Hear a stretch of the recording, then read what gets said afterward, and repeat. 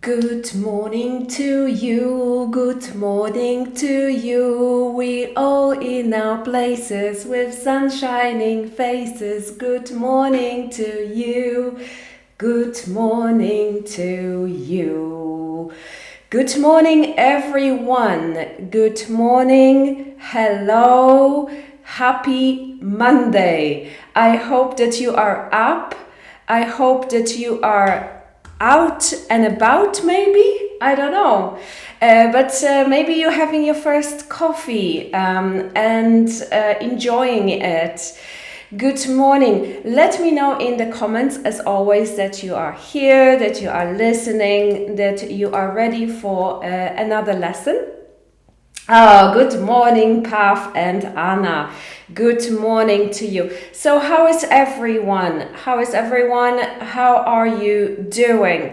Last week was hard for everyone. This and the last 2 weeks, really. And I hope you're feeling a little bit more uplifted, maybe a little bit better. So, let me know in the comments. Also, as always, let me know how your weekend was. I took one day to completely forget about the world. I mean, you cannot do that because actually my boyfriend and I discussed the war at every dinner we had and every meal we had during the weekend. You cannot really forget about it. But I didn't go on social media. I didn't check the news. I just wanted to have a day for myself. We went also to the countryside to be in peace and quiet, and just it was very nice. It was very lovely, and I think I needed that. It was a hard few weeks. I think if you are away from Poland, it is quite hard. These things are quite hard. Isabella says, I am drinking a cup of coffee with you. Great. I have my cup of coffee here. Very black, as you can see. Sometimes I add milk to my coffee. But sometimes I feel like I need a little bit something a little bit stronger, and I do enjoy a black coffee. In Portugal, they they love coffee here. I must say I am not a big fan of the coffee they have in the restaurants and bars here. It is I don't know. It's just not something that I like, but a lot of people do. And my Polish friends also like the coffee here. For example, a very strange thing is that in Portugal they don't have cappuccino, they don't have mocha, they don't have these kind of standard coffees we know. They have different kinds of coffee, and they are not so good, in my opinion. Only if you go to a very nice coffee shop with more expensive coffee, then you can get a cappuccino and things like that. So very strange for me it was when I first moved here, because I love coffee. So it was very strange and hard to get used to that. Good morning, Anna. Good morning to you too. All right. So let me know how your weekend was. What did you do? Did you have a good one? Did you have fun? Or not, maybe, I don't know. Let me know what is up with you. So today we are going to talk about the war in Ukraine, and we are going to look at three articles, fragments of these articles from 3 different websites. And we are going to have a look at some of the phrases and a little bit of grammar as well. And hopefully that will help you to understand the news in English. But I have also other things for you that I thought actually you should have mentioned that before. I have more vocabulary and more things for you on the website, and I will tell. And there is a special present you can download. So some of you, if you are interested in these things, if you want to learn more, you will be able to download things, download the PDF from the website. Marzena, good morning. I have just finished drinking my coffee. Okay, good. I hope that you are feeling better a little bit. I need to have my coffee in the morning, come on, and then I feel a little bit better. I don't know if it works, the caffeine, I'm not really sure if it works or not, but I always feel better when I have my coffee in the morning. Dobrze, moi drodzy. Dzisiaj, tak jak mówiłam, w języku angielskim, mówiłam wcześniej, będziemy mówić o wojnie w Ukrainie i będziemy mówić o wyrażeniach i słowach, które przydadzą Wam się do wysłuchania na przykład wiadomości w języku angielskim i ich zrozumienia. To są wyrażenia, które się ciągle powtarzają.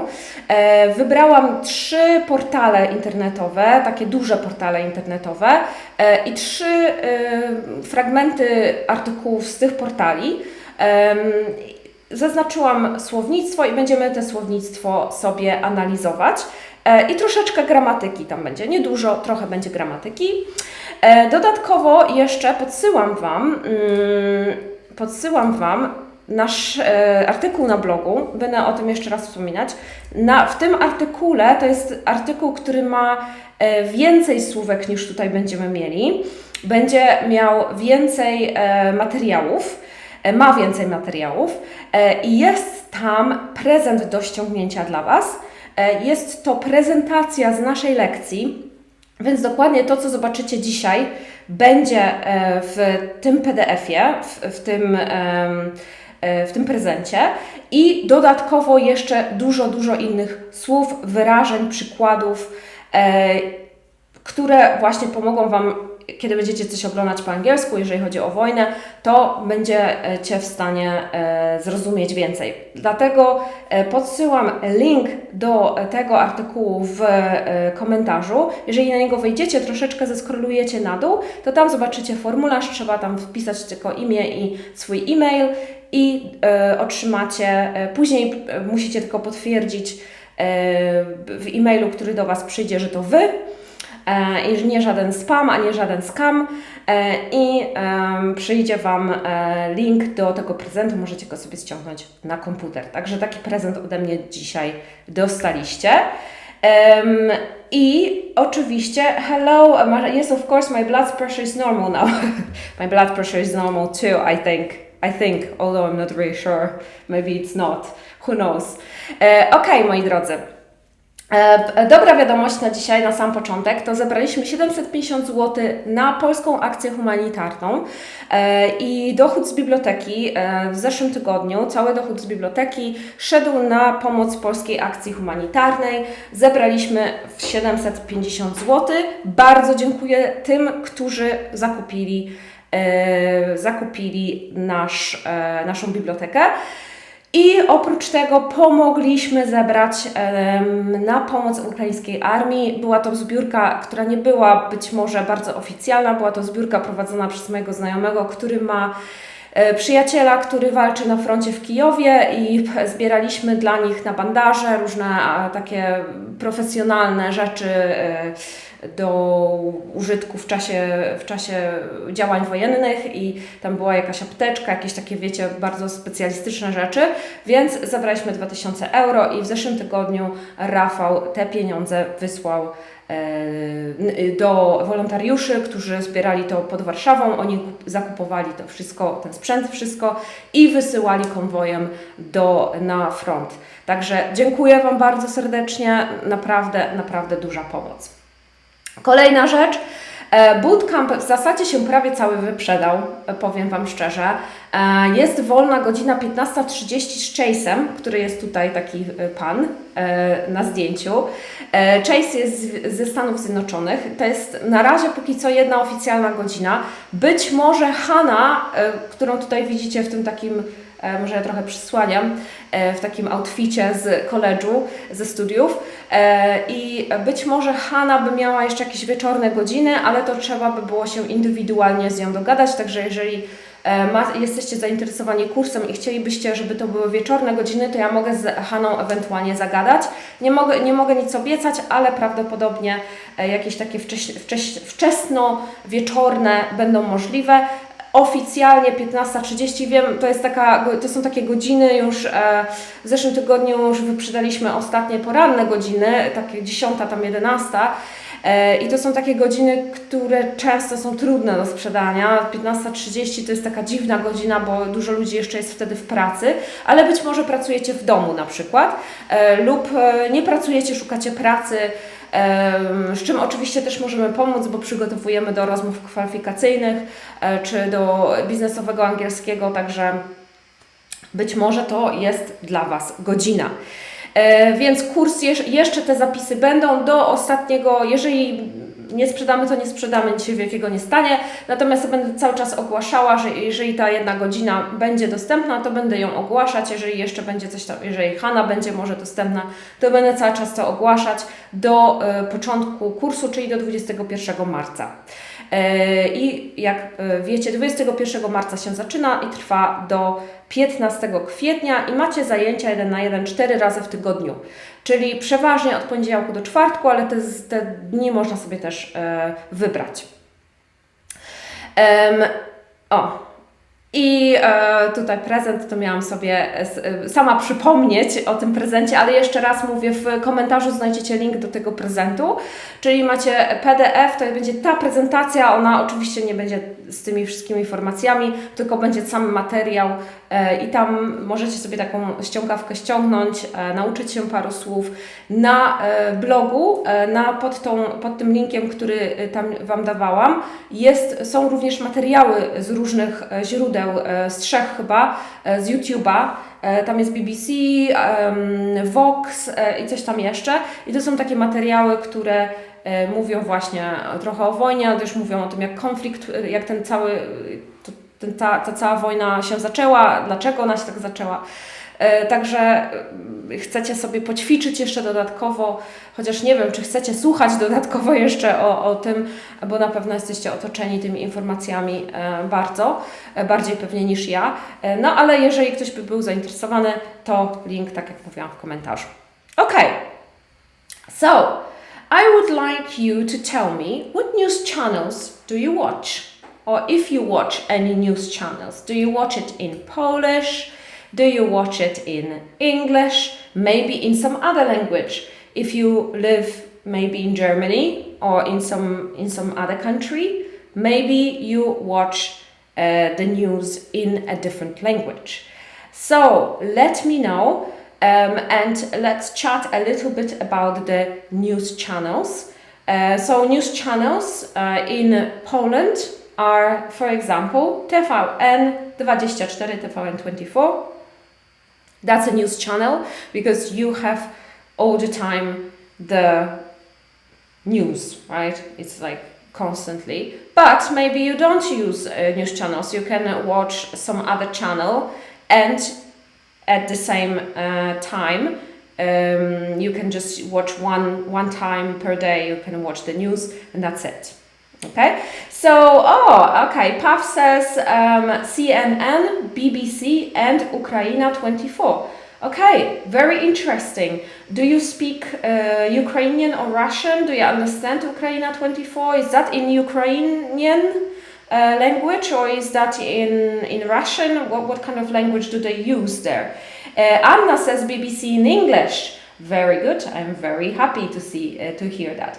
Real 24 NTV. Real 24 TV NTV. Okay, good. Pav says Russian. Okay, you speak Russian. To be honest, guys, I find Ukrainian, all the Eastern languages, like Ukrainian, the Russian, I really like them. I think they are very beautiful. So much softer than Polish. Polish is very hard for me. For me, when I hear the Eastern languages on the east side of Poland, I always find them like they're singing to me. It's very beautiful. I really like it. And when I was at a university, I tried to learn Russian. I didn't have it at school, but I went to private lessons for 1 year. I can read Russian. I can understand. I can understand. It's quite close to Polish, but my Russian is not very good at all. And I was too lazy to continue the lessons. I was too distracted by other things. I preferred to party, and I had my own studies, so I didn't continue, and I really regret it. And hopefully one day I will have time and energy to learn it again. Isabella, I am watching news channel in Poland, only TVN24, but sometimes I am watching BBC. Okay, good, Isabella. So remember, I watch, not I am watching, because I am watching now, or maybe I am watching in a minute. But if I watch something every day, then I watch, not I am watching, okay? So if you do something regularly, then you say I watch. Okay, good. Good to hear that some of you watch it in English. That's very good that you watch BBC, CNN and all that. Very good for practicing. If you mix it with Polish channels, for example, it's also very good for practicing English, for understanding, and for you have some news in Polish, and then you have something very similar in English. I think it is a very good way of practicing English in this way. Okay, so today we are going to look at some important vocabulary and phrases connected to the war. Okay? So first of all, I would like you to have a look that we say the war in Ukraine. Okay, trochę gramatyki. Może wymowa też, to jest war lub war. Okay, w zależności od jaki chcecie sobie akcent położyć. Ale dlaczego mówimy, generalnie wojna jest rzeczownikiem policzalnym, tak? Czyli możemy powiedzieć lub możemy postawić przed wojną lub możemy postawić the. Dlaczego stawiamy the w tym przypadku? Dlatego, że to jest ta konkretna wojna, tak? To jest jedyna wojna, która się toczy w jednym kraju i o tej wojnie bardzo dużo wiemy i bardzo dużo mówimy i to jest ta wojna, okay? Bardzo często, kiedy mówimy o jakiejś konkretnej wojnie, będziemy stawiać the wcześniej. Jeżeli mówimy o wojnie ogólnie, na przykład możemy powiedzieć, że będzie wojna, to wtedy mówimy okay? Czyli jeżeli mówimy o wojnie w Ukrainie, mówimy the war in Ukraine. Isabella, no need to be sorry, okay? We learn from our mistakes, don't worry, it's all good. Okay, so the first short text is from Al Jazeera, okay? Al Jazeera is a very, very big news channel, news portal, whatever, and we are going to read a little bit and explain the vocabulary, okay? So on Thursday, February 24, Russia invaded Ukraine, a European democracy of 44 million people. For months, President Vladimir Putin had denied he wanted to attack his neighbor, but then he went back on his word and sent forces across Ukraine's northern, eastern and southern borders, resulting in the first major war in Europe since the Balkan Wars of 1990s. Okay, one more time. Let's hear it, read it one more time. On Thursday, February 24, Russia invaded Ukraine, a European democracy of 44 million people. For months, President Vladimir Putin had denied he wanted to attack his neighbor. But then he went back on his word and sent forces across Ukraine's northern, eastern and southern borders, resulting in the first major war in Europe since the Balkan Wars of the 1990s. Okay, this text is very short but really nicely constructed, very nice vocabulary. So the two important phrases in here is invade. Invade means to enter a land, to occupy it. Okay, so Germany invaded Poland in 1939, right? So they entered the land to take it and to occupy it. The next one is result in. Result in. Result is something you get. It's the effect of something you get. You do something and then there is a result of that, right? In maths, we add two things together and we have a result. But here we also have result in. To result in means to do something and then get a result. Right? In Polish, we have a very nice word, zaowocować, right? So in here, we have resulting in the first major war in Europe. So Putin first attacked Ukraine, and then this resulted in another war, okay? So two things here is invade someone or something, and to result in. Next, something that I marked is had denied. Okay, it is not present, but past perfect. Why? Because first we talk about the attack.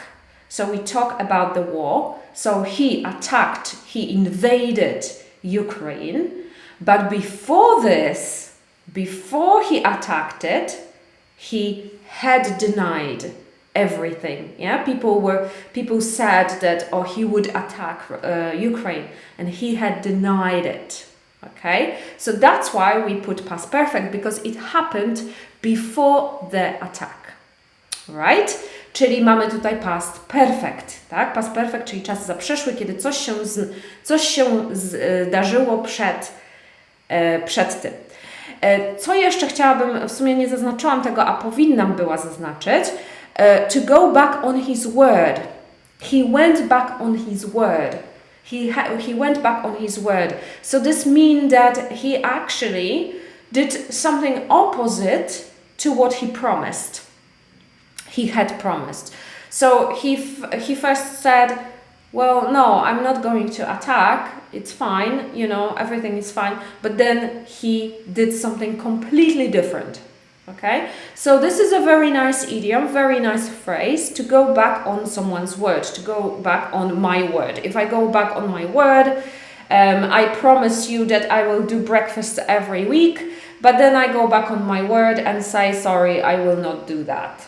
Okay? So very, very nice phrase. So to read it again, on Thursday, February 24, Russia invaded Ukraine, a European democracy of 44 million people. For months, President Vladimir Putin had denied he wanted to attack his neighbor, but then he went back on his word and sent forces across Ukraine's northern, eastern and southern borders, resulting in the first major war in Europe since the Balkan Wars of 1990s. All right, so very short text from Al Jazeera. If you have more questions, if you have any questions about this, please let me know in the comments. Next one, this one is from BBC. Very short again, a couple of words for you. Ukraine reports that more than 2,000 civilians have died since the invasion began last Thursday. The conflict has also caused more than a million people to flee Ukraine, according to the UN.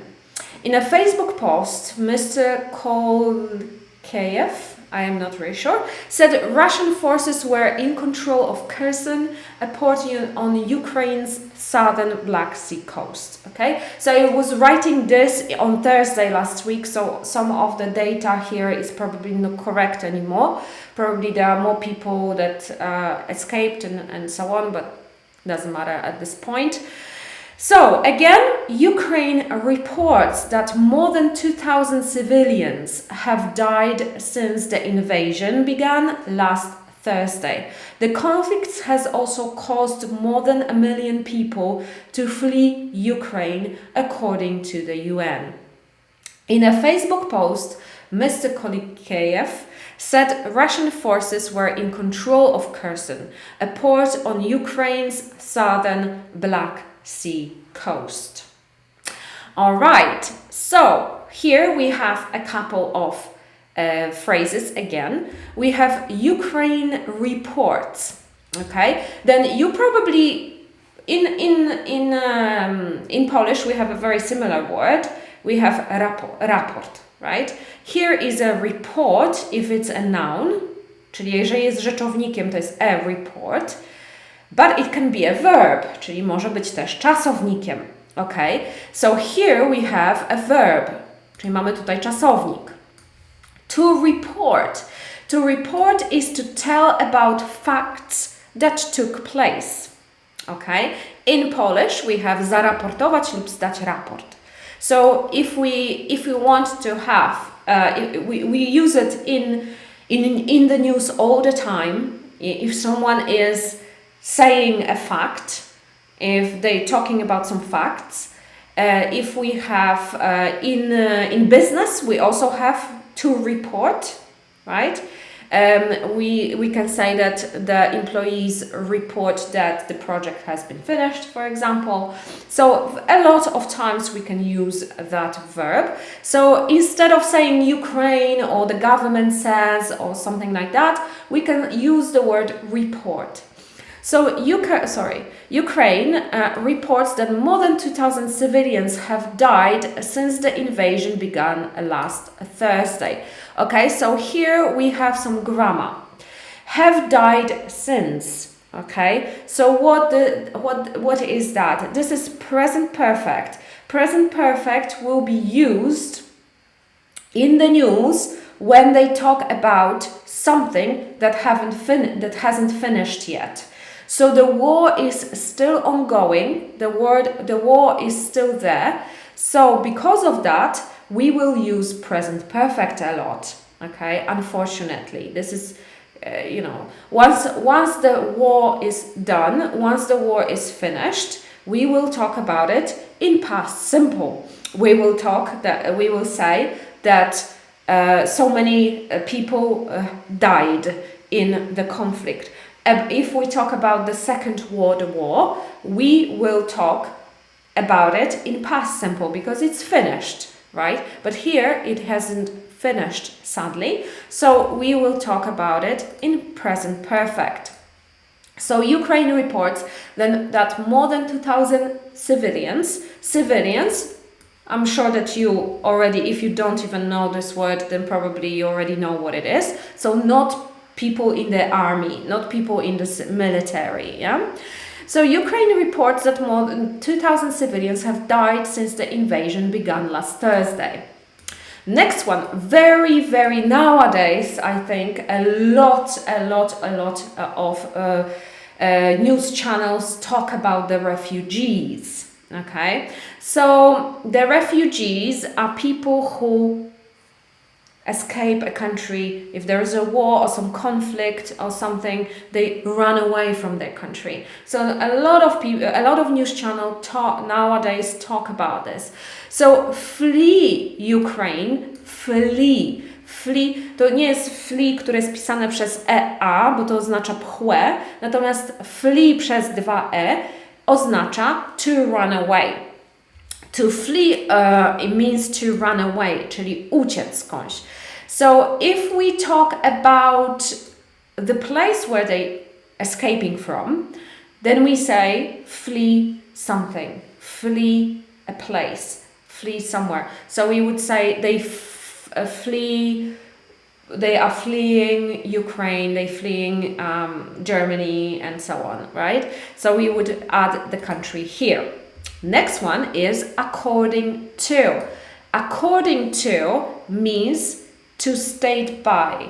In Polish, we would say według, okay? So według United Nations. United Nations, okay? We shorten this to UN. And we also put the before. So it is the UN, the United Nations. Okay, so the conflict has also caused more than a million people to flee Ukraine, according to the UN. In a Facebook post, Mr. Kolikeyev said Russian forces were in control of Kherson, a port on Ukraine's southern Black Sea coast. Okay, here we have Russian forces, another very important phrase that you will hear in the news. Forces, okay? Force is a strength. Force to jest siła. But force, not forces. Force to jest siła. Natomiast jeżeli używamy jako forces, if we use it as forces, this means army. This means the military, the army, okay? So instead of saying Russian army, Russian military, or Russian soldiers, we would say forces, Russian forces. So in Polish, siły militarne. So in a Facebook post, this man said that Russian forces were in control of. In control of, it means to control something. So if I am, very often we would say, I am in control of my life, right? I am in control of my life. Here in military, in when there is a war, we say that they are in control of this region, right? They are in control of this country. So here, Kherson is a port on Ukraine's southern Black Sea coast. So it is in the south and it is on the coast of the Black Sea. All right. Pav says that CNN używa troops. Yes. Americans, they use troops very often. Yes, it's true. Yeah. Good. Thank you, Pav. That's actually a very good thing that you mentioned that. So look how many words we have for saying the army or the military, right? We have many words that we can replace. There are a lot of synonyms of that. Good job, Pav. Okay, and the last one, I didn't put, but this one is, I think, from The Guardian, as I remember. So Zelensky decided to stay in his capital, an act of courage that has already altered the course of history. It aroused the US and its allies to impose unprecedented penalties against Russia, crushing the ruble and unplugging much of its economy from the rest of the world. This is a very nice text, I must say. A lot of new words. The Guardian, if you are interested, The Guardian has very, they write really nicely, I must say. The Guardian has very nice articles, but the vocabulary, sometimes like the style of writing is quite difficult to understand. But if you have some time, you want to read a little bit about the news in other countries as well, it's a very good portal, but probably for people who are on a high level. But you can also try. So Zelensky decided to stay in his capital, an act of courage that has already altered the course of history.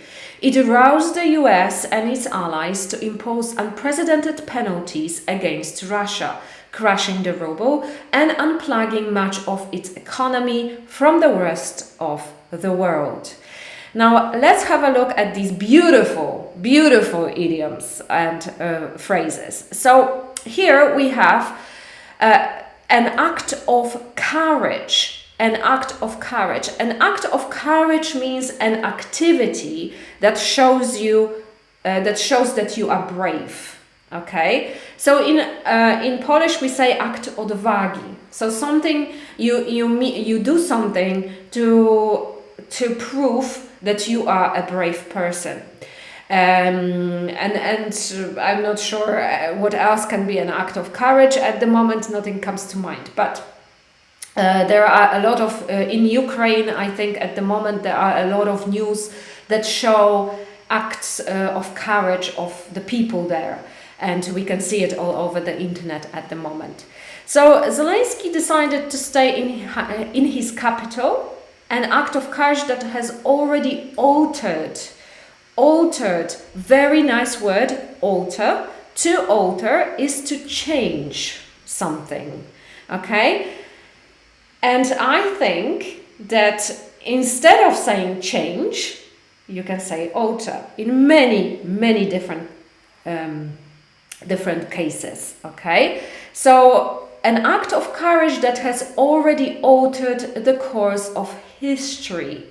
Course of history is the line in which the history goes. So in Polish we say bieg historii, right? Very nice, lovely phrase. Bieg historii, the course of history. So his act of courage altered the course of history. Beautiful. It aroused the US and its allies to impose unprecedented penalties against Russia. It roused. In Polish we say obudzić, to wake up. And also it means it sounds very old-fashioned if you say I roused this morning at 6 a.m. You know, it sounds very old-fashioned and a little bit too beautiful for such a simple activity, but you can say that. And in many books, older books, it will say, instead of wake up or get up, it will say I roused, or she roused at the dawn, or something like that. You will probably see something like this. Another important thing is that we say the US. Okay, so remember that there is a the before US. The United States, the US. So it aroused the US. So the US woke up suddenly, and its allies. Allies in English, it means that these are countries that support you. Okay? In Polish we say sprzymierzeniec.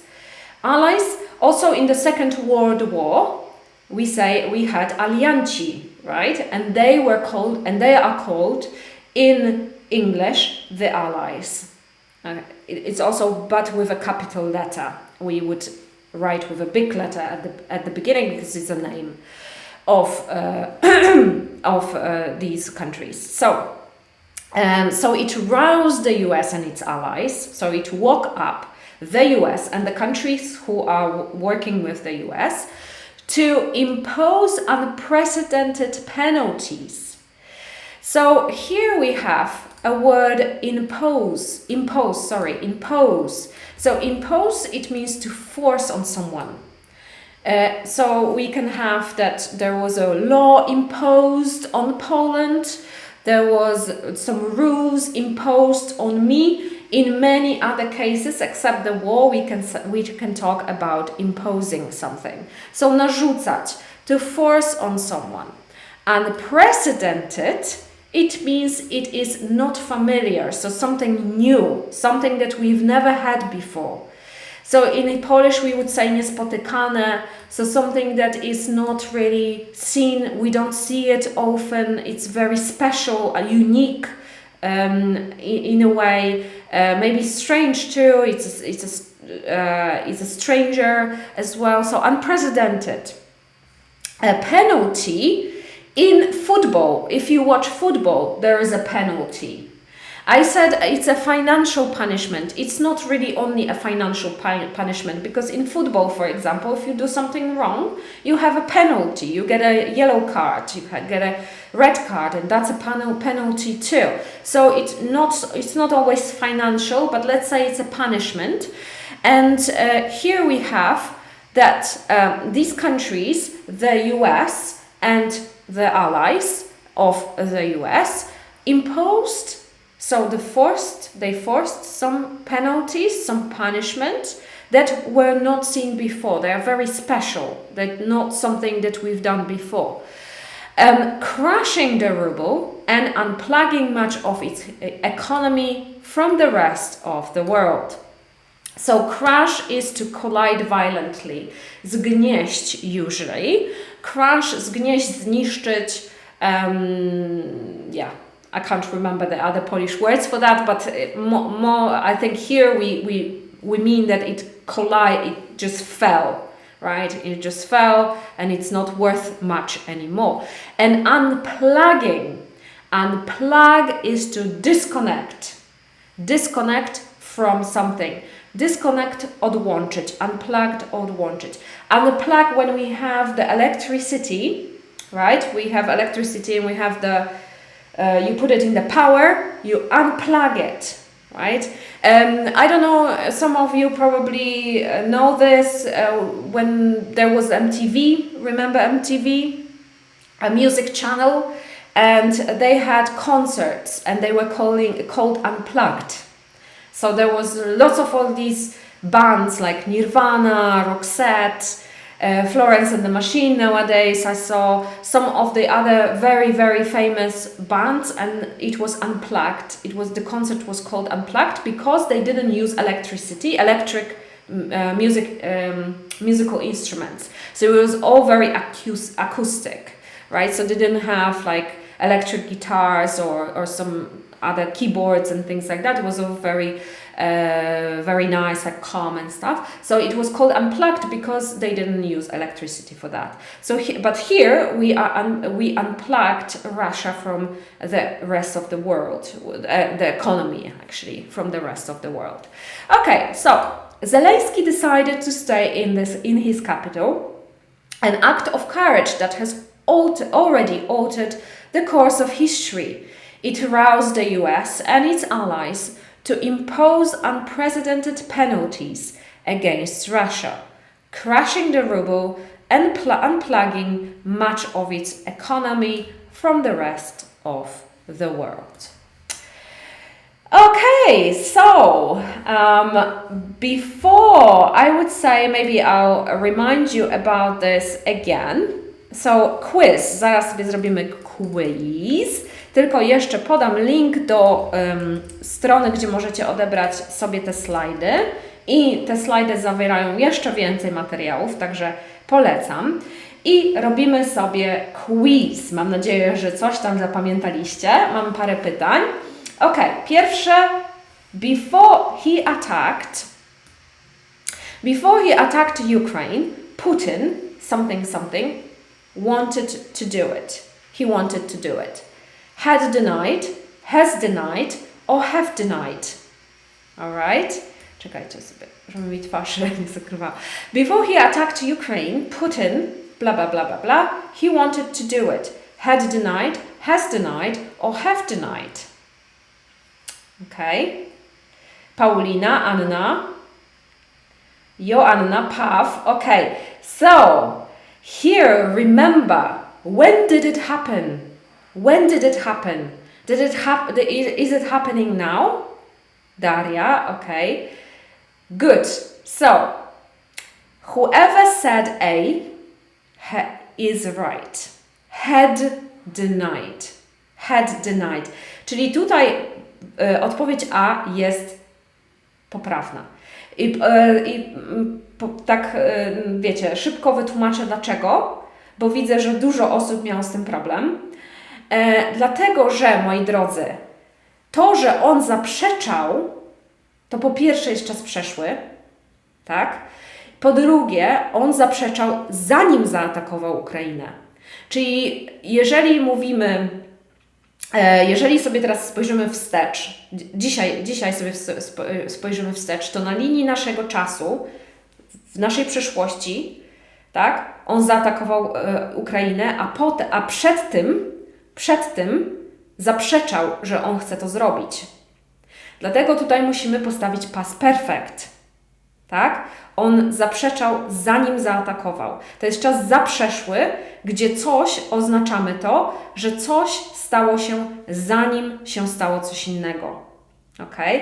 Będzie, jeżeli mówimy o konfliktach zbrojnych, jakichkolwiek, gdziekolwiek, o wojnie i tak dalej, o historii ogólnie, to będziemy tego czasu past perfect używać dosyć często. Dlatego, że będziemy mówić na przykład, że powiedzmy, nie wiem, o II wojnie światowej, jeżeli powiemy, że wojna się skończyła w 1945 i na przykład przed tym zakończeniem, nie wiem, wojska rosyjskie wjechały do Polski czy coś w tym stylu, to, że coś się stało przed zakończeniem wojny, będzie wszystko w past perfect. Tak? Musimy sobie ułożyć to w głowie, ten timeline, czyli tą linię czasu musimy sobie ułożyć w głowie. Także tutaj najpierw mówimy o tym, że on zaatakował, a wcześniej, zanim zaatakował, on zaprzeczał, czyli będzie had denied. Okay, next one. Russia, something, Ukraine in February.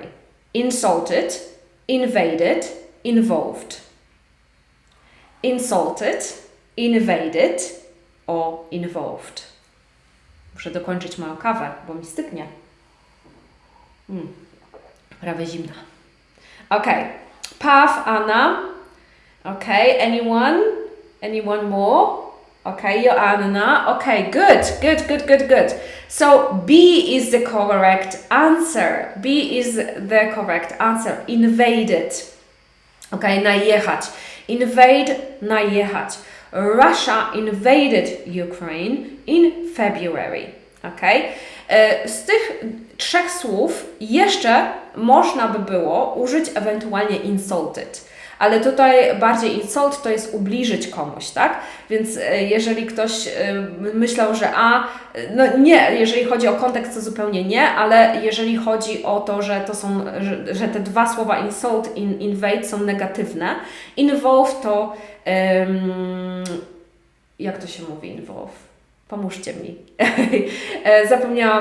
Zapomniałam tłumaczenia involve, ale zaangażować kogoś, involve. Tak? Czyli na pewno nie, to nie jest negatywne słowo. Insult to jest ubliżyć komuś, a invade, najechać kogoś, coś, kraj jakiś. Next one. A lot of people are the country. So here I want you to use uciekać z kraju. Running, involving and fleeing. A lot of people are blah blah blah blah blah the country. Running, involving or fleeing. Paw, Anna, Paulina, Izabela, very good. Gorat, Daria, very good. Barbara, well done. So fleeing oznacza uciekać, escape. Co jest tutaj interesującego w tym, dlaczego ja zaznaczyłam, że ucieka z kraju? Że wyrażenie run a country or run the country nie będzie oznaczało uciekać z kraju, tylko będzie oznaczało, jak myślicie, co oznacza run the country? Czy ktoś mi pomoże w tłumaczeniu tego? To nie będzie uciekać z kraju, ale co to jeszcze może oznaczać? Jak myślicie? Gosia, okay, nice to meet you, it's my nickname. Okay, I will try to remember. Good stuff. Czy ktoś z Was wie, co oznacza run a country? Very good, Izabela, well done. Yes, run the country oznacza prowadzić kraj, rządzić krajem, tak? A nie uciekać z kraju. Dlatego ja zaznaczyłam, żeby rządzić. Tak, dokładnie, Patrycja, well done. Rządzić krajem, run a country. Dlatego ja zaznaczyłam w nawiasie, że chodzi mi, że ucieka z kraju, bo gdybyśmy dali a lot of people are running the country, też ma to zdanie sens, jest jak najbardziej poprawne, ale nie o to mi chodziło, nie? Okay, run something, czyli prowadzić coś. Okay, in English or in Polish, forces means the same as electricity, army or military, or strength.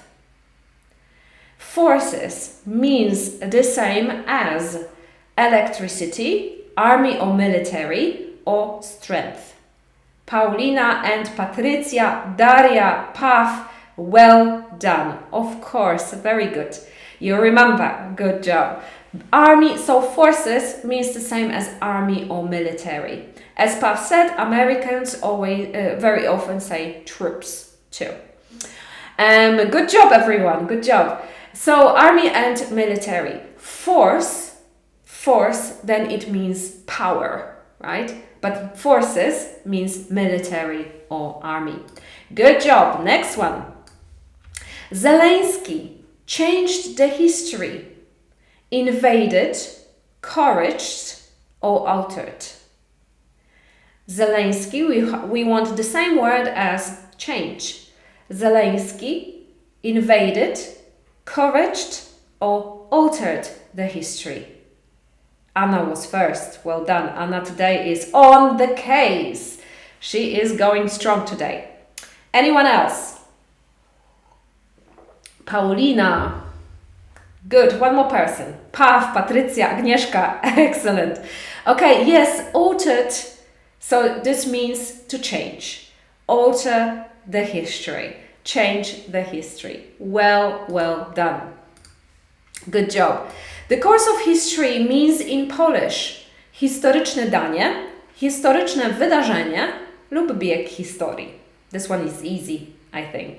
The course of history means historyczne danie, historyczne wydarzenie, obieg historii. Well done, Daria, Paulina, Patrycja, Paf, Anna too. Very good. Of course, bieg historii. Tak? This one was very easy. Course has many meanings. It can mean a danie, right?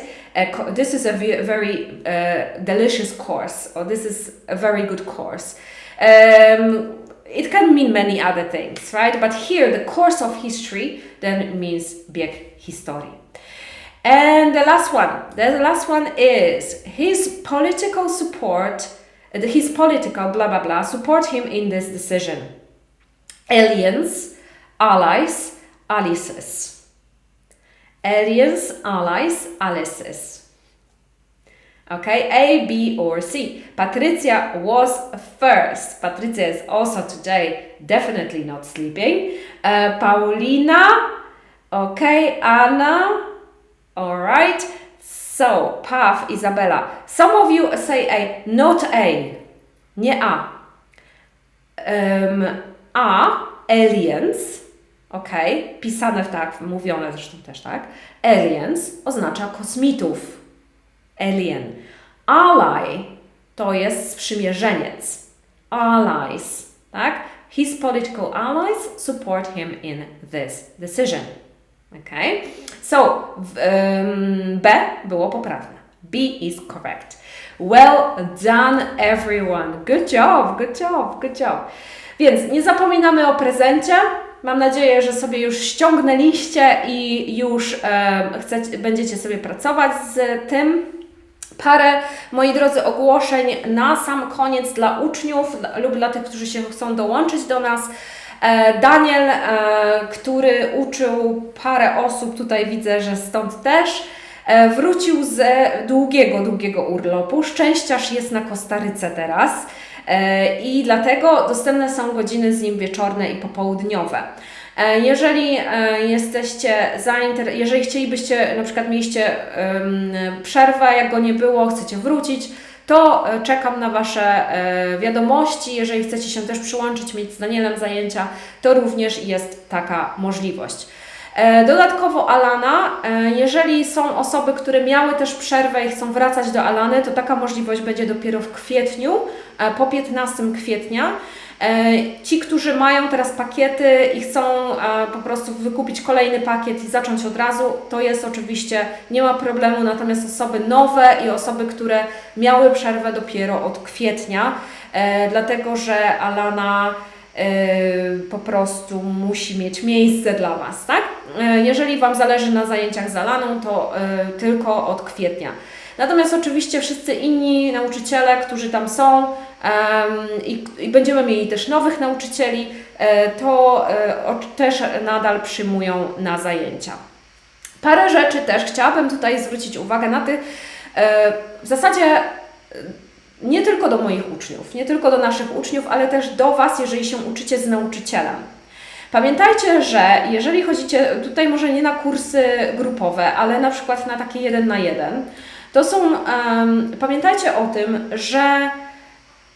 że Wy płacicie za ten kurs i że Wy musicie wymagać. Wy jesteście klientem, który wymaga od Waszego nauczyciela. Miałam ostatnio 2 takie przypadki i zauważyłam też, że bardzo dużo osób ma problem z powiedzeniem, że coś jest nie tak. I miałam 2 takie przypadki, o których Wam szybko powiem, bo nie wiem, ile mam czasu, no nie tak dużo. Pierwszy przypadek, mamy uczennicę, która zaczęła kurs z jednym z nauczycieli. No i ja akurat ja zawsze staram się sprawdzać, jak idzie kurs, natomiast nie było mnie akurat, byłam na wakacjach, więc dopiero tak jakoś pod koniec jej pakietu zapytałam się, jak tam w ogóle idzie. No i się dowiedziałam, że wcale nie idzie aż tak dobrze, że ona się wstydziła, nie chciała nic mówić w ogóle i nie chciała mi nic mówić, bo nie wiem dlaczego, może się krępowała, no ale na przykład nie podobało jej się to, w jaki ten sposób były te zajęcia prowadzone. I kolejny przypadek mieliśmy taki, że uczennica zmieniła nauczyciela i z nowym nauczycielem zajęcia jej się nie podobały, ale skończyła pakiet i później zniknęła, po prostu nie wykupiła kolejnego pakietu, więc oczywiście ja zawsze sprawdzam, czy coś jest nie tak i dopiero po miesiącu otrzymałam wiadomość, że ten drugi nauczyciel jej się nie podobał z jakichś tam względów. Moi drodzy, ja nie ukrywam tego, że na przykład nie każdy nauczyciel jest dla wszystkich, prawda? Ja mam bardzo dobrych nauczycieli, na przykład Daniel i Alana są mega dobrzy, ale oni też nie są dla wszystkich, tak? Więc ja zawsze uważam, że uczeń powinien dawać nam feedback. Ja się pytam i ja oczekuję dobrej, znaczy może nie rozsądnej, ale dobrego feedbacku. I jeżeli Wy nie mówicie nauczycielowi, że coś jest nie tak i przerywacie zajęcia i stwierdzacie, że to jest w ogóle do niczego, albo jeszcze nie daj Boże, że stwierdzacie, że to Wy jesteście do niczego, bo to też może tak być, że coś Wam nie pasuje z nauczycielem i to Wy się obwiniacie o to, że coś jest nie tak. A tutaj chodzi o to, żeby powiedzieć nauczycielowi lub na przykład tutaj w OK English ja zawsze zbieram takie rzeczy i rozmawiam z nauczycielem, z takim pośrednikiem, że słuchaj, musimy zmienić to i to, jeżeli tego nie zmienimy, to po prostu zmienimy nauczyciela, tak, spróbujemy kogoś innego. Z nauczycielem musi kliknąć, musi być kontakt, musi być, wiecie, chemia.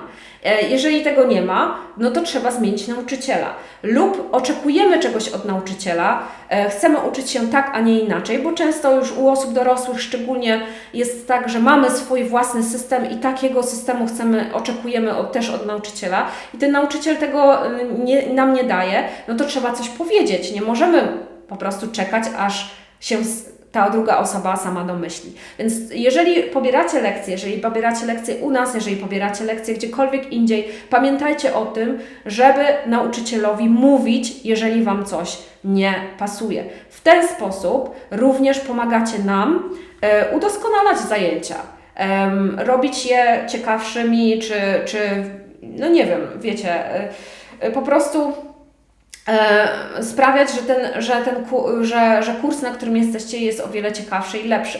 W kursach grupowych, to już macie troszeczkę cięższe zadanie, bo macie na przykład 10 osób, które zupełnie każdy lubi coś innego. Każdy coś tam chce robić inaczej i po prostu jest ciężej coś zmienić, tak? Natomiast w kursie 1 na 1 ja uważam, że jako klient to Wy powinniście wymagać, a nie czekać, aż się coś tam zmieni samo. Albo, nie wiem, się stanie jakiś cud i się nauczyciel sam domyśli, czy właściciel szkoły, tak jak ja, się sam domyśli, że coś jest nie tak. Także zachęcam Was do tego, żeby dawać feedback i dawać feedback szczery i żeby mówić jak jest. Ok? Dobra, będziemy kończyć, moi drodzy.